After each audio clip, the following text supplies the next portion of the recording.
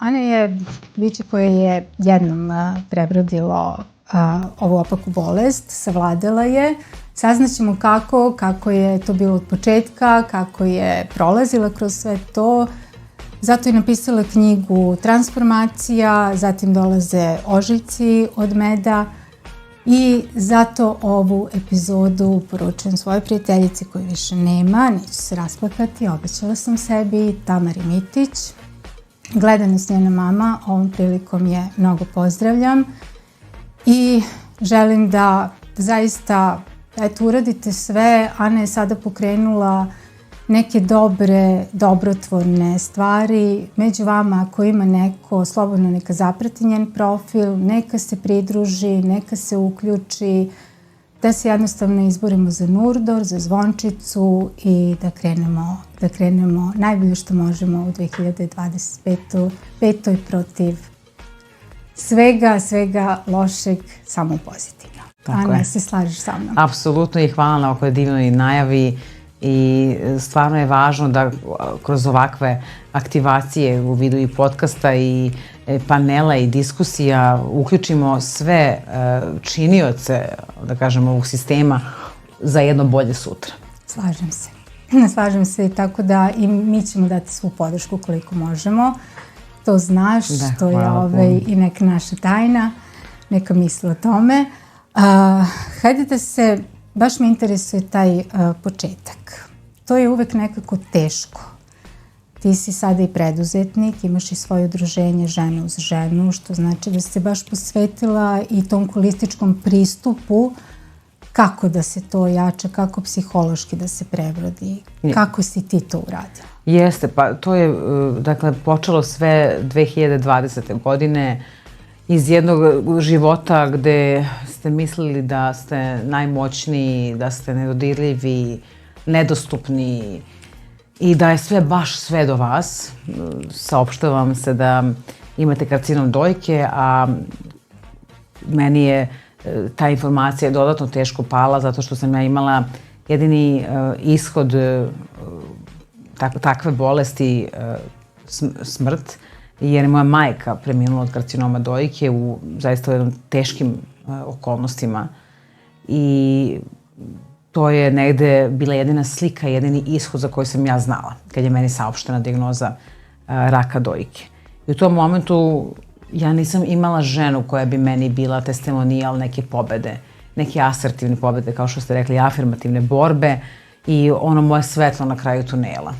I to je bio razlog zašto se ja danas bavim svim ovim čime se bavim i neko će reći da se dajem uludo ili se dajem previše, ali ja znam da je to negde bio moj poziv nakon što sam se drznula da od ove bolesti izvučem zaista ono što je najkorisnije za mene i bukvalno sam je podvela tako da cijela ta okolnost koju sam dobila meni služi i da bude negde moja snaga, da mi da tu snagu i da otkrije sve ono što sam negde dugo potiskivala u sebi, misleći da je život pre dijagnoze negde moj maksimum koji sam mogla da dočekam i da doživim. Tako da nikada ne znate kakve se duge kriju posle neke kiše. Nikada ne znate.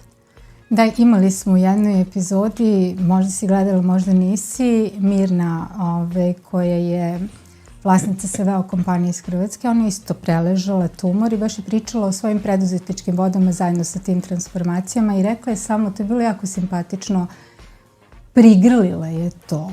Bukvalno je zavolela to što je se desilo. To je baš onako nekako jako. Apsolutno, zato što i ja sam taj moment isto osvestila kod sebe. To je bio moment kad shvatite da nije vama niko drugi neprijatelj u tom ringu, niti je karcinom vama neprijatelj. Mi sami sebi stojimo na putu i sami sebi smetamo. I ta žena koja je bila ranjena, koja je bila negde i razočaravana 1000 puta u svom životu i koja je živjela sa tim nekim potisnutim emocijama, u nemogućnosti da izrazi sebe, zapravo je bila moj suparnik. I sad zamislite da vi ne prigrlite tu ženu koja je dobila rak dojke i da je se u tom momentu odreknete. Ne bi mogla da dođe jedno isceljenje, jedno izlečenje. Dakle, izlečenje je moglo da dođe samo u slučaju kada vi prigrlite, kao što je gospođa i rekla, prigrlite tu ženu koja je dobila rak. I ja sam počela se bavim upravo tom ženom danas kroz moje tribine, kroz moje neke motivacione govore, da se bavim, dakle, tom ženom koja je dobila bolest, da promotrimo malo ko smo mi to kroz život, kroz vreme, gde grešimo, o šta se saplićemo, kakvi su nam to misaoni obrasci, zato što i evo i otac Tadej će reći svaka bolest je posledica misaonog pada. Njegovo čuveno, kakve su ti misli, tako ti je duša. Da, i takav ti je život.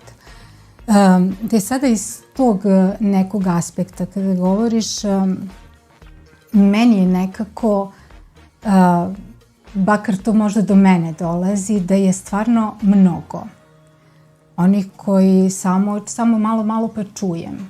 Otišao je, mislim da ja to ne kažem umro, ali da kažem otišao je, jer teško zvuči, ali jeste tako. Zbog čega? Zbog kancera ovoga, zbog kancera onoga, i meni to nekako deluje stvarno mnogo. A bila sam na jednoj tvojoj tribini i prezentaciji knjige Ožiljci od meda. To je bila baš psiholog koja radi, koja je objasnila koliko je sve zapravo povezano sa našim organima. Apsolutno. To sam htjela da vidim, da li smatraš da taj stres pogađa, pošto svi znamo da smo puni virusa i bakterije i svega i svačega. Da li smo svi imuni ili nismo?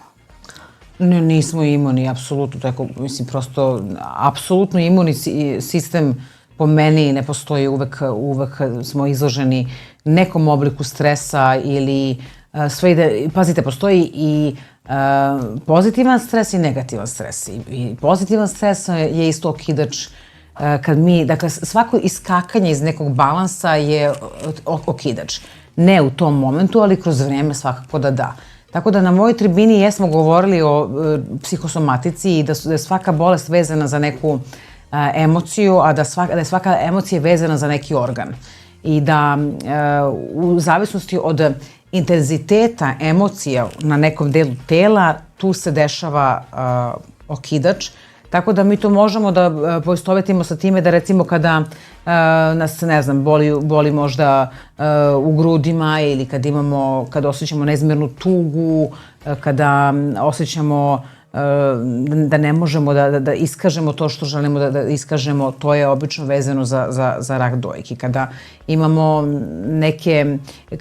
problema sa štitnom žlezdom, prosto tu se najčešće vezuje opet ta nesigurnost da iskažemo, strahovi da iskažemo, nervozna creva, to su opet stresovi razni, jetra, ljutnja, bes. I svaki taj organ je jedna emocija. I to nauka će isto dokazati da je to tako. Mi smo jedan, ja to volim da kažem i tad sam isto rekla, jedan ekspres lonac kome treba dozvoliti da prosto vrši svoju funkciju i da ispoljava te emocije shodno svojim našim nekim vrednostima. Onog momenta kad sebe učaurimo i sebe zatvorimo, to ne valja jer onda sve nabijemo unutar sebe i to posle se manifestuje na našem fizičkom telu u nekom od oblika. Nije to uopšte slučajno, niti je, dakle, manifestacija bolesti samo je krajnji ishod na našem fizičkom telu. Nečega što se već gomila. Nečega što se odavno već gomila, da. A reci mi, kako je tvoja okolina podnela to? Šta si radila pre toga? Jesi li imala i svoju neku kompaniju? Jesi bila svoja ili si radila u nekoj firmi? I kako je uopšte, mislim, majka si 2 dece. Da. Kako je to sa njima sve bilo? Ja sam 17 godina radila u korporaciji i u tom momentu kad sam dobila tu dijagnozu bila sam ograzli korporativni čovek. Da, i stvarno negde loše sam baratala tim stresom. Živela sam u nekim listama šta sve uraditi i gde sve treba da budem i šta sve moram da završim. Jedina razlika među ove Ane sada i te Ane od ranije jeste to što ja i dalje živim, kao što ste rekli, i u žurbi i u jurnjavi, ali i kad sam u stresu lakše ga prepoznam, brže ga prepoznam zato što sam u tom svom ličnom rastu i razvoju i lakše izlazim iz njega. Ja i dalje umem ja i dalje plačem, ja i dalje tugujem, ja i dalje se smejem i sve to isto, ali mnogo brže se iz toga izlazi jer se prepoznaju neki, dakle, dosta lakše izlazim iz svih tih situacija koje mi ne koriste, jer se prepoznaju i to je negde normalno sa ljudima koji su probuđeni, ja tako volim da kažem, ali u tom momentu kada saznajem dijagnozu, ja ostajem sama sa 2 dece. Tad su imali 2 i 10 godina i trebalo je nekako ostati u svim tim ulogama koje ste igrali kroz život i prepoznati koje više nećete da igrate, jer ste dobili neke nove, recimo ulogu onkološkog pacijenta, i biti u redu sa time. Biti u redu sa time šta će da kaže okolina, šta će da kažu neki drugi ljudi koji više prosto su, više nisu deo vaše svakodnevice, ali negde biti u miru sa time. Nije to ni malo jednostavno i sve zahteva zaista jedan proces rada i introspekcije ozbiljnog pogleda u sebe i spremnosti da priznate sebi da nekada ne umete baš najbolje. Hvala. A kako su doktori reagovali? Mislim, imamo oprečna mišljenja gde govore jako teško, gde govore opet neki super. Baš me interesuje kakav je tvoj odnos bio sa tvojim lekarima. Ja sam, koliko nisam imala sreće na samom početku, kad sam saznala dijagnozu jer sam lutala od lekara do lekara, dok moja potreba za odgovorima nije bila zadovoljena. Znači, ja nekako nisam imala taj unutrašnji osjećaj da je to stvarno tako. Toliko sam imala sreće posle kad sam došla od tog poslednjeg lekara i pozdravljam zaista doktora Miloša Počekovca, koji je izvrstan lekar i stvarno je vredan da mu se pomene ime, i lekari koji su posle bili deo mog tima. Pohvaljujem i stvarno doktorku Olivera Kosovac i doktorku Bogdanović iz Novog Sada. To su lekari od kojih treba zaista da se uči. To su ljudi pre svega. To su ljudi u belim mantilima. To nisu beli mantili. I ja prosto nisam, sem toga što sam imala taj jedan duži period lutanja, nakon što sam došla u prave ruke, samo sam se njima prepustila i dan danas ženama koje mi se javljaju, znam kome da ih uputim, znam gde da ih uputim. Vrlo je važno da svaka od nas zna da ima prava da se izbori za svoje mišljenje, da se izbori i za lekara. Isto tako i lekari su ti koji su jako važan deo tima i neophodno je da stvarno svi igramo u korist pacijenta. Eto, mislim, ja verujem da su i oni opterećeni obimom posla, ali ovde stvarno treba da bude u fokusu pacijent. Da, slažem se. A sada kada sve prođe, znači sve se završi, kako si sigurna kada odlaziš na tu prvu kontrolu, kako sve to prolaziš? Sada žene dolaze, verovatno. Da. Kako je sa njima psihološki, kako je bilo sa tobom? Ja sam lično sigurna i ne razmišljam o nekom ishodu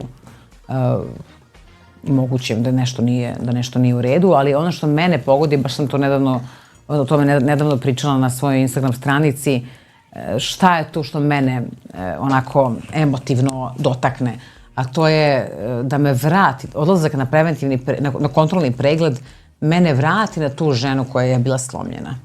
I nekako me više zaboli taj pogled u tu ženu u kontekstu je li moguće da si živela kako si živela, zapravo da nisi živela. Da je moguće da nisi živela 35 godina. I onda shvatim da je ta žena živela samo najbolje što je umela. A šta to znači, izvini? Pa to znači da ta žena nije znala sad ovo što zna, na koje načine može da pomiri sve to, ali da to bude po njenoj meri. Verujte mi da sam ja znala sve ovo što danas znam, kroz moje učenje, kroz moj lični rast, ja se možda nikad ne bi razvela. Ja nikada ne možda imala neke nesuglasice i u kompaniji, nesuglasice i u prijateljskim odnosima.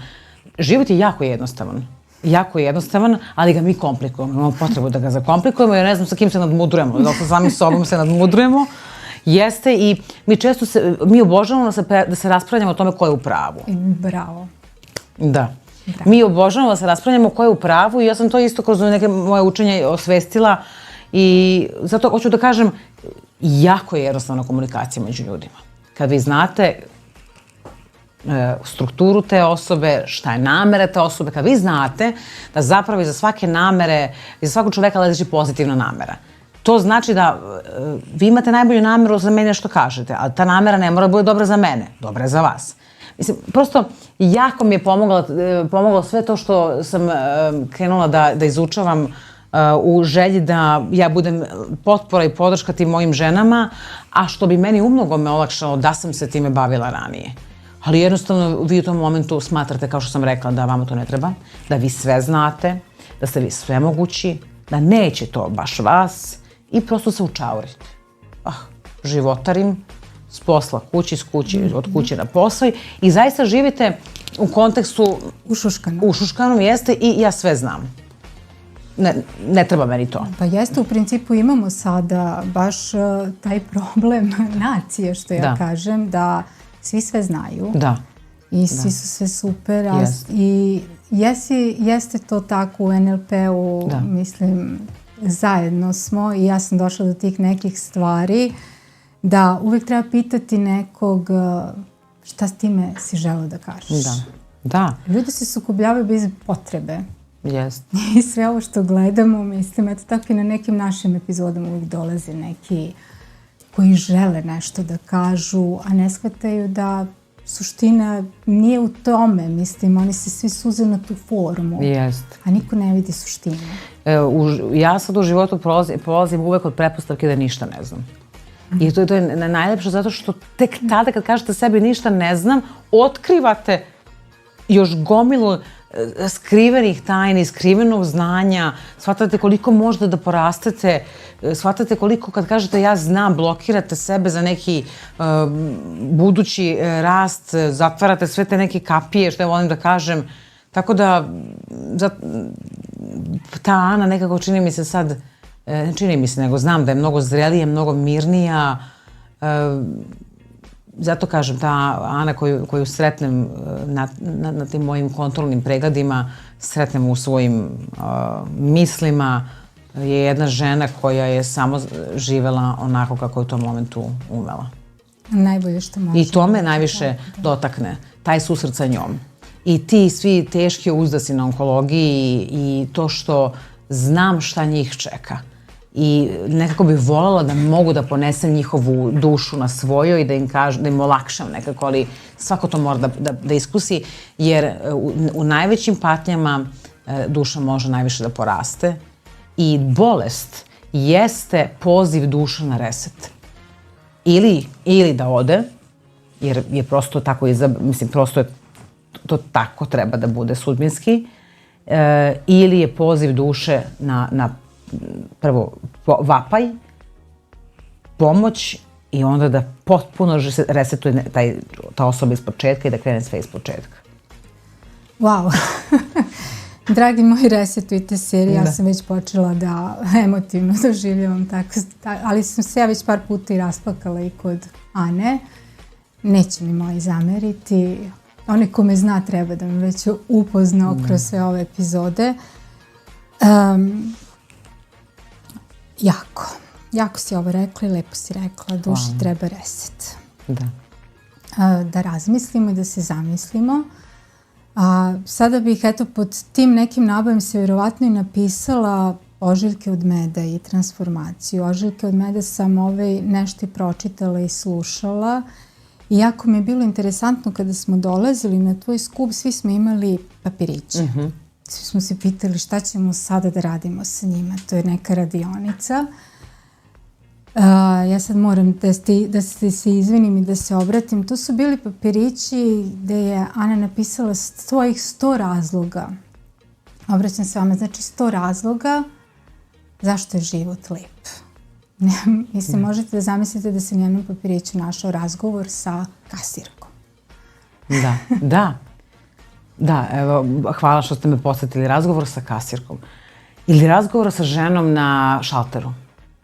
I sad, znate li koliko je lepo kada vi nasmejete tu ženu koja je došla, ko zna šta nju muči, i onda, ja sam je slušala u jednom momentu, bila onako britka prema klijentima pre mene, i koliko je zapravo jednostavno, ako govorimo o životu, da razumemo pozadinu, da malo zamenimo pozicije sa tom ženom i uputite joj komentar, neki kompliment. Ja sam joj uputila kompliment, što vam je lepo, nešto se, stidljivo se nasmijela kričkom usana i ja sam rekla što vam lepo stoji osmeh. I ona se onda uzarila čitava. Jej, hvala, i slala sam knjige, tako je. I onda sam ja poklonila jednu moju knjigu i ostavila sam ženu u potpuno drugačijem emotivnom stanju. Šta je meni bilo teško to da uradim? Najlakše je da ja sam paljbu na nju, ona na mene, i da se natičemo ko je moćniji, ko je superiorniji, ko je britkiji u rečima, i to je najlakše. I ja sam umela da budem i, ne znam, mama koja isto drekne, podigne ton i sve, i da budem ovakva i onakva, ali najlepše je kroz vreme kada shvatite kada se svedok vašim sopstvenim promenama. Na kasi, žena na kasi. Da, bio je razlog, recimo, su razloga, dakle, zbog kojih vrede živeti, profesorka hemije, na primjer. Da. Pa su me pitali kakve veze ima profesorka hemije sa 110 razloga za životom. Ja kažem, pa kad sam nju preživjela, preživjet ću i rak. Da, ali to je bilo šaljivo, da. Lepo je prisjetiti se tih momenta kroz školovanje, iz detinjstva, šta smo mi sve preživljavali, pa nam se tad učinilo najtežim taj moment, kako ću ja da preživim ovu istoričarku ili profesorku hemije. To je za nas bilo tako, u tom momentu najgore. Jeste, ali evo sada kada govoriš o profesorki hemije, ja ti ne persiram, pa se nadam da ti ni meni nećeš ne dalje. Ali setim se svog profesora istorije, to je znači njegova čuvena, čuveni Crnogorac koji je moralo da se zna od 1. godine do 4. ako hoćeš 5. Znači sve je kod njega bilo, ali bukvalno prevodim ga, takav je kakav je, kako bi sad rekla, znači citiram ga, sve povezano kao svinjska creva. I što ti kažeš, kada se to preživi, sve se da preživjeti. Pa jeste, da.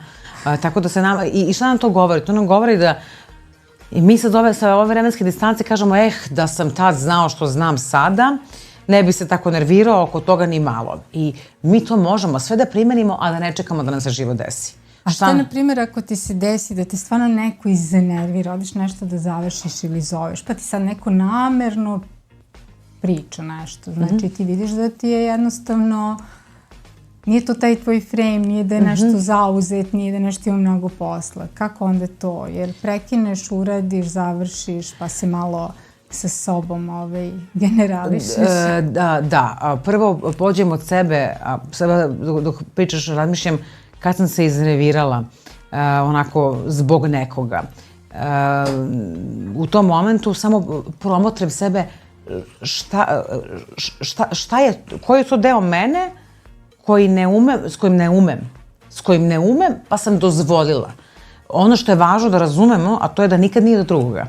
Mi smo ti koji smo dozvolili da nas tuđa reakcija dočeka, da nas tuđa reakcija saplete, da nam ego proradi. Znači, sa kojim delom sebe ja nisam okej, pa sam ja dozvolila. Sad evo razmišljam, sigurno sam imala neke situacije i uvek promotrim što je to tako sada. Znači, nikad ne ostavljam više, ja sam se iznervirala i gurnem po tepih. Šta me je navelo? Jer uvek dođete do sebe. Mi možemo u prvi mah zbog ega da kažemo, on me iznervirao, ona je kriva, ona ili on. Vi uvek na kraju dođete do sebe. Kad bi se postavljali sebi pitanje i zašto, i ponovo zašto, i zašto, i zašto, i zašto, i brusili sa zašto pitanjem, shvatili biste da ste vi početak i kraj. I to je odlična tehnika da dolazite do odgovora. Samo postavite sebi pitanje zašto. Jedno pitanje, jedan odgovor, pa opet zašto. Drugi odgovor, pa opet zašto. Razgovor sa sobom. Razgovor sa sobom, da. Ali lakše da mi krivimo druge, da budemo uvek u pravu i... Tako je. I ljudi uvek kažu, to se eto susrećem, pa čak i sa svojom majkom kada govorim da treba neki savjet, a kako, a šta ću? Da. A nemam kud, prošlo je toliko godina, ili to je to i gotovo je. Da. Mislim, složit ćeš se sa mnom da to je isto neko traženje nekih izgovora i opet je u nama samima to što se ne pomeramo. Apsolutno. I to kad me neko iznevira, samo odvojim od sebe. Odvojim od sebe da to nije moje. Njegove reakcije koja mi je nametnuta, zapravo svi mi namećemo jedni drugima nešto kroz razgovor, a to samo treba se odvojimo od toga i kažemo to nije moje, ja to vraćam njemu i da ako nam nije važno, to ostavimo po strani, ako nam je važno, onda idemo dalje kroz komunikaciju, ali... Pa jeste, ja stvarno volim smeh, volim igru i volim da se radujem i onda bih htjela da svi budu srećni i radosni. Moja molitva svako jutro jeste, Bože daj mi mogućnosti da svakome bude mentalno sunce čiji se dan ukrasti s mojim. Tako da, to je to. Da, divno. Ponovit ćeš ili će oni zapamtiti? Da, Bože daj mi mogućnosti da svakome bude mentalno sunce čiji se dan ukrasti sa mnom. Baš lepo. I to je suština verovatno udruženja Žena uz ženu. Jeste. I da li je to stvarno posvećeno samo ženama ili su tu i dečica ili je tu i muški rod ili je baš bukvalno samo žena uz ženu? Žene, to su žene. Dakle, za žene bole od raka dojke. Ja pomažem deci u bole od raka. Prodajem knjige Ožiljci od meda. Deo sredstava se odvaja za roditeljsku kuću Zvončica. I udruženje Žena u ženu je osnovano par meseci nakon što sam je dobila dijagnozu. Okupljamo par stotina članica, imamo zaista velike projekte na nivou države, besplatne ultrazvučne preglede dojke organizujemo tokom marta i oktobra u 15 gradova svakog meseca, 10. put za redom ove godine smo organizovali. Od sledeće godine će biti mnogo više projekata i ponosni smo da možemo da doprinesemo i pomognemo zdravstvenom sistemu koliko je to u našoj moći, da podsjetimo žene na važnost preventivnih pregleda, važnost fizičke prevencija, a ja lično kroz moj rad važnost brige o mentalnom zdravlju, jer ja upravo kažem kad sam se izlečila, ja sam tek tad shvatila da to nije kraj. I to je suština svega. Mi kad se bavimo fizičkom prevencijom i bavimo se obično posledicama, važno je da imamo jedan korak pre toga, to je upravo ovaj pogled u sebe, rad na sebi, svest u tome da odlazak kod terapeuta nije nikakav tabu. Danas imamo toliko tih metodologije koje šire našu podsvest, odnosno svest i omogućavaju nam da budemo dobro sa sobom, da budemo u miru sa sobom, a kad smo u miru, onda je taj naš miran najveći saveznik zdravlju, definitivno. I ti si znači i završila i sada si lični trener, je li tako? Ja se sada sertifikujem za ličnog trenera, jeste. Ja sam i master Reiki-a, to je jedna od metodologija, odnosno učenja, gde prosto ja spajam taj holistički pristup i smatram da se moramo baviti i telom i duhom i umom da bismo bili zdravi. Tako da i to udruženje Žena u ženu i ove moje lične aktivacije kroz tribine, Bože zdravlja, evo sledeće godine i taj film po mojoj knjizi Imam životu, imaće za cilj jedno kolektivno podizanje svesti i nadam se da ćemo se konačno dozvati i vratiti sebi dok još imamo kome. Da. Da, jedna moja dobra prijateljica je rekla, Srbija je na dobrom putu da sve izgubi, može nešto i da dobije. Da. Mislim, prepoznaće se. Neću da je imenujem. Ali eto kada kažeš da se dozovemo svesti i sebi, mnogo je tih tabua, mnogo je tih razmišljanja da i stida otići, proveriti sebe, pogledati sebe i mislim da ih baš ima mnogo, mislim opet i u Beogradu, a kamoli negde ako zademo sa strane. Evo Glenn Close, glumica jedna je rekla baš sjajnu stvar, da je za mentalno zdravlje sve što je potrebno jeste malo više sunčeve svetlosti, iskrenosti i razgovora bez srama, odnosno bez stida. Tako da je zaista tako. Mi kad bismo više razgovarali o tim nekim temama i osnaživali jedna drugu, gde bi nam bio kraj? Jeste, ali treba i one same da dozvole da priđu i da to govore bez tabua. Drago mi je da si podelila, sad je samo da te pitam, pre nego što privedemo kraju ovu epizodicu, želim bih da te pitam kakav je to holistički pristup? Sada mnogi pričaju o tome, znamo da je to mentalno zdravlje, znamo da se odnosi na dušu, na telo, kako reaguju žene na to? Pa, apsolutno da one vape da budu i primećene i podržane i prihvaćene. Taj holistički pristup pre svega je pristup pacijentu kroz to njihovo, kao što si rekla, jedinstvo i jedan razgovor sa pacijentima gde vi njih uvodite u taj budući proces lečenja. I ja sam imala svoju tribinu u Kragujevcu gde sam se toliko oduševila da su mi lekari rekli da oni imaju razvijen taj holistički pristup takav da kada im pacijentkinja dođe na prvu terapiju, oni prvo razgovaraju odvojeno sat vremena sa njom, razgovaraju šta je sve očekuje u procesu lečenja, odgovara na sva njena pitanja, tako da žena kad počne s lečenjem nema više nedoumica, ona ne luta sumanuto tražeći odgovore, ona sad svoj fokus stavlja na sebe, znači na svoju mentalnu snagu, na svoje mentalno izlečenje. Jer sve odgovore je dobila, a ne mi žene koje krenu, polazim od sebe, vi prosto ne znate šta vas je snašlo, ne znate gde udarate uopšte. Vi samo gledate zaista da izvučete živu glavu. I da ja lično nisam više, ja nisam pričala sa nekim sa onkologijom, ja sam takva po prirodi, ne slušam tuđe iskustva, ja sam stvarno sebi dozvolila da živim po sopstvenim iskustvima. Svako ima svoj neki doživljaj stvarnosti, svako ima svoje neko iskustvo, treba dozvoliti sebi da iskusimo onako kako po našim, da kažemo, potencijalima. Meni su rekli da će prva hemoterapija biti najlakša, a svaka naravno će biti još teža. Bilo je potpuno obrnuto.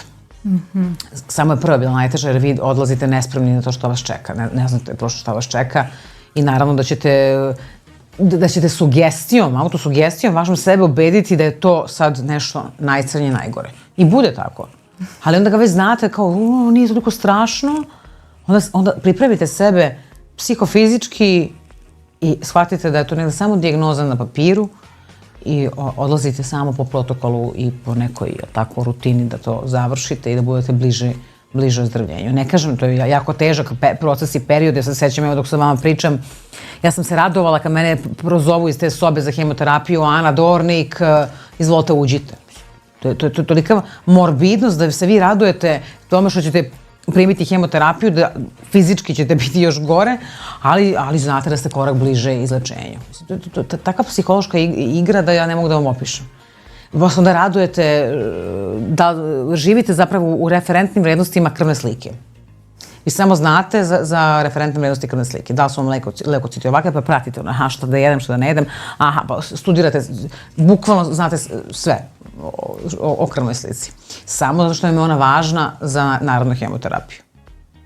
I misliš da je hrana presudna, znači da u tom periodu stvarno mora da se kontroliše, da se pazi, ili je to zaista krajnje... Moje mišljenje, zato što su različite mišljenja, zaista. Smatram da sve, kad bi bilo u balansu, to bi bilo super. Ali mene lično što je izlečilo, to je moj um. U našoj mentalnoj stabilnosti je najveća snaga. Znači u našim mislima je najveća snaga. U našim mislima leži najveća snaga. U svemu je najveća snaga. Što kažu, čudan organ, još dovoljno neistražen. Kažem, vi prosto kad kažete sebi ja živim danas kao zdrava žena, vi ste zdrava žena. I nemate potrebu da vam iko kaže 5 godina kad se završi remisija, vi ste tek onda zdrava žena. Ne, evo, meni je sad 4. godina, ja sam odavno zdrava žena. Mene su pitali u početku kako si sada? I onda su ljudi odustali, pitaju kako si sada, zato što je moj odgovor je bio isti, ja sam od uvek dobro. Ja sam od prvog dana dobro, tako da više mi ne pitaju ni kako sam ni šta radim, već podrazumevaju. I to je neko vreme, ali aj nema veze. Zdrava žena, sigurno. Neke na zdravlje samo, da. I ne može da stigne od obaveza više. A nije tako, da. Ne, šalimo se, super je to. Hvala ti što si izdvojila vreme. Ja stvarno željela bih eto da kažeš slobodno ako imaš da kažeš svima prvenstveno gde mogu da se jave, šta mogu da urade, koliko je dobro to što radiš, gde si, kako, sa kim, ili si sam, ili imaš svoju ekipu, bukvalno sve ispričaj i onda na kraju nam reci jednu lepu poruku za Novu godinu. Da, za Novu godinu. Za Novu godinu, ne u veze, pa ranimo, jedna predpremijera. Da, pa koliko je lepo to sve što radim, to, eto, neka možda i pogledaj na mojoj Instagram stranici, Ana Dornik. Ja se bavim, kao što znaš, odvajan deo sredstava od mojih svih aktivnosti za društvo, za te žene, podrška sam onkologijama i stvarno sam ponosna i na mom sajtu Ana Dornik mogu da vide sve što sam uradila. Od prodaje knjige, kupovinom knjige, da li za svoje zaposlene, kogod da gleda sad ovaj podcast, može da pomogne i ujedno tim ženama, ali i dečici obole od raka. Tako da, ono što hoću da kažem za kraj ove emisije, kao neku lepu porukicu, morala bi da budem sad inspirisana. Nisam htjela čitam pitanja unapred. Nema pitanja i ja sam ih onako. Nema pitanja. Da, Ana mi je rekla neću pitanja, neću ništa, zato ova epizoda totalno, dragi naši, odskače od svega. Pa evo, neka poruka za Novu godinu bude da svako bude, svako zapravo bude testimonijal neke promene koje je napravio i svedoči svetu koji se menja i sigurna sam da svi mi znamo da imamo tu sposobnost da iskustvo doživimo tako da nam ona služe i da imamo tu sposobnost da ni bolest, a ni emocije, tuge, bola, patnje i kako već ne budu naš identitet, da se u njima ne davimo, nego da dozvolimo da nas nekako inspirišu i da iz njih učimo, jer tu se najčešće krije ono naša duša koja je dugo već negde vapila za promenom. A promena sigurno počinje od nas samih. Hvala. Hvala vam. Dragi naši gledaoci, svedoci ste promena sami sa sobom, a mi vam ih donosimo i želimo da u 2025. uđemo svi svijet tako sa nekom prvo ličnom transformacijom, da porazgovaramo sa sobom pre nego što odlučimo da transformišemo druge. Pozdravljam vas i vidimo se uskoro u novogodišnjoj epizodi.